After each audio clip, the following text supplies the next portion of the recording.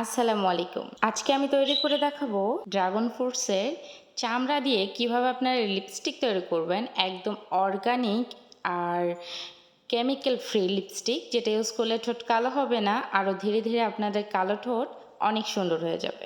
আজকে আমরা তৈরি করব ড্রাগন ফ্রুটসের লিপস্টিক বা লিপ বাম, যে কোনো কিছু বলতে পারেন।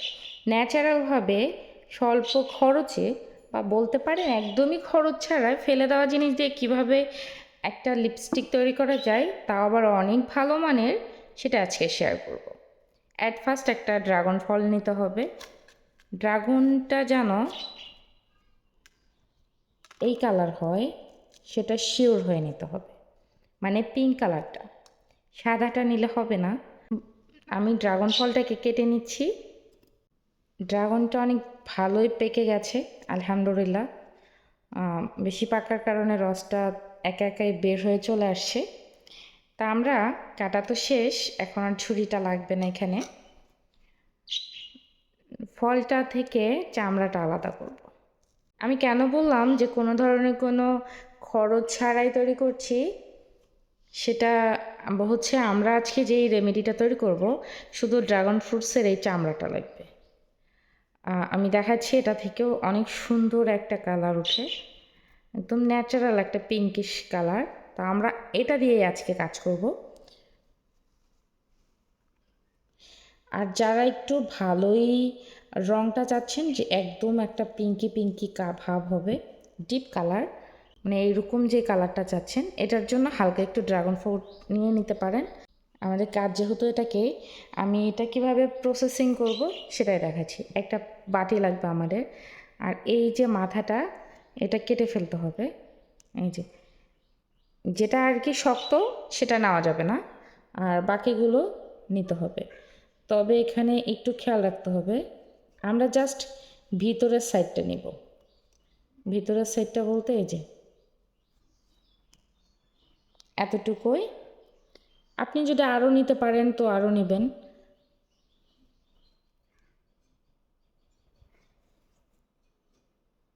তবে এই সাইডটা নিব না, এটা নিলে অনেক বেশি কষ্ট করতে হবে। এভাবে এটা ছাড়িয়ে নিয়ে আবার আসছি। এই যে আমি দু টুকরো থেকে এতটুকু নিয়েছি, আর একটুখানি ড্রাগন ফলটা দিয়ে দিচ্ছি এখানে। এবার আমি এটাকে একটা হামানদিস্তার সাহায্যে থেতো করে নেব।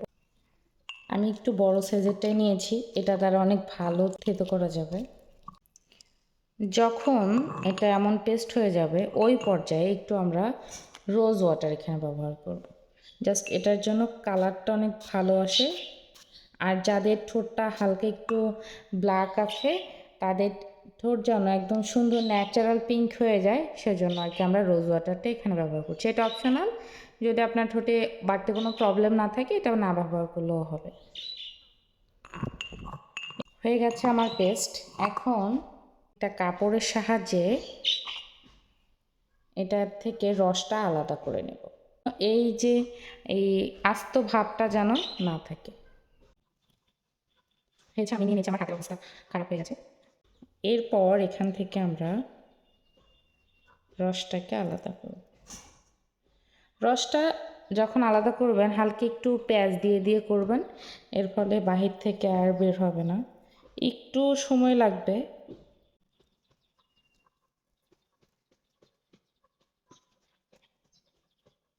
যেহেতু আমরা একটা চামড়া থেকে নিচ্ছি, তাই রসটা বের হতে একটু সময় লাগবে। এটা একটু আর কি সময় সাপেক্ষ ব্যাপার।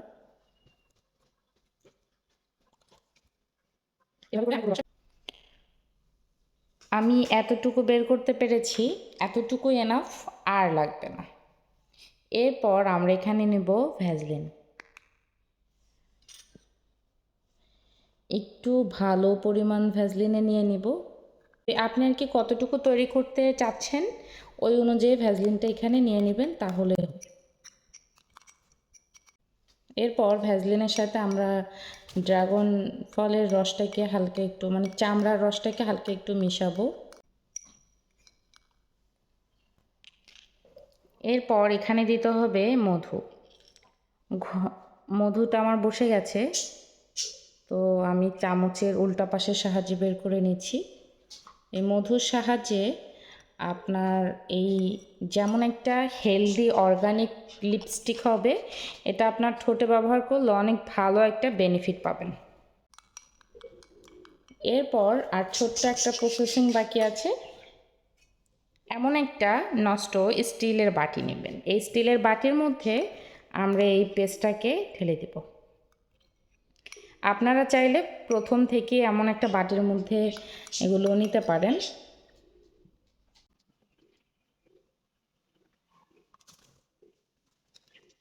এরপর এই বাটিটাকে আমি চুলায় দিয়ে এই ভ্যাসলিনটাকে মেল্ট করে সবগুলোকে একত্রে মিক্সচার করে নেব ভালো মতো।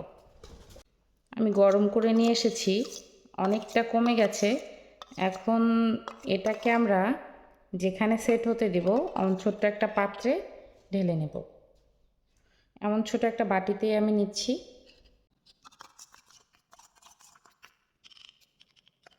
এটা যখন সেট হয়ে যাবে তখন অনেক সুন্দরভাবে আপনারা ব্যবহার করতে পারবেন। আমি এখন একটু দেখাচ্ছি।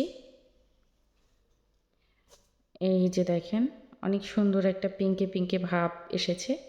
চামচ থেকে নিয়ে তারপর ব্যবহার করছি। একটু ঠিক ঠিক হবে, বাট সময় সাপেক্ষ ব্যাপার, কিছুক্ষণের মধ্যে এটা ঠিক হয়ে যাবে, মানে চলে যাবে।